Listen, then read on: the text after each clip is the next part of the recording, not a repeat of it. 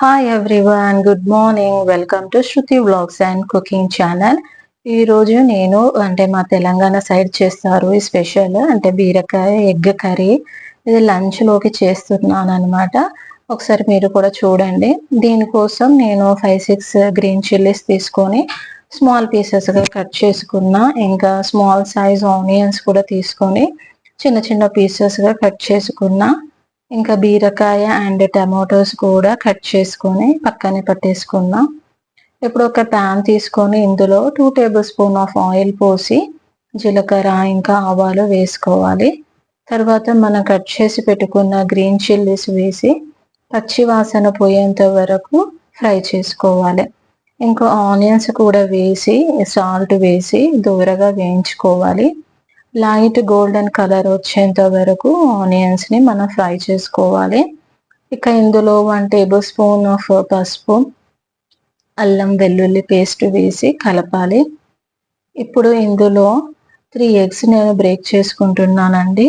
మీరైతే బీరకాయల క్వాంటిటీని బట్టి ఎగ్స్ యాడ్ చేసుకోవచ్చు. నేనైతే ఇక్కడ ఒక 2 పర్సన్కి సరిపోయేంత వరకు కర్రీ చేస్తున్నా. ఇంకా ఎగ్స్ని స్ప్రెడ్ చేసుకుంటూ లో ఫ్లేమ్ మీద ఫ్రై చేసుకోవాలి. ఇక్కడ అడుగంటకుండా చూసుకోవాలండి. ఎగ్స్ని నెమ్మదిగా ఫ్రై చేసుకోవాలి.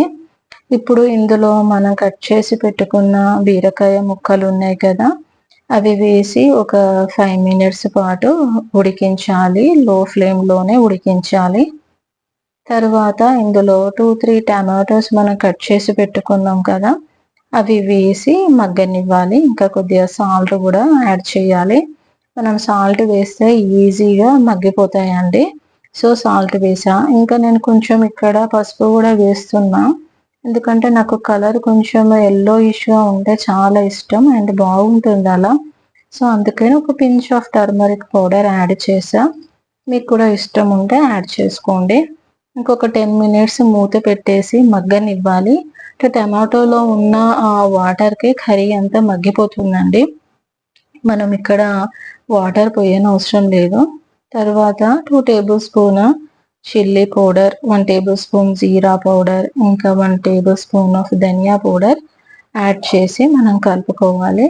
దీన్ని ఒక 5 మినిట్స్ మనం అలానే ఉడికించుకోవాలి. ఫైనల్గా కొంచెం కొత్తిమీర అండ్ పుదీనా వేసి 2 మినిట్స్ పాటు కలుపుకుంటూ అలా ఫ్రై చేసుకోవాలి. ఇంకా ఫైనల్గా అయితే స్టవ్ ఆఫ్ చేసుకోవాలి. ఎంతో స్పైసీగా ఉండే బీరకాయ టమాటో కర్రీ రెడీ అయిపోయింది.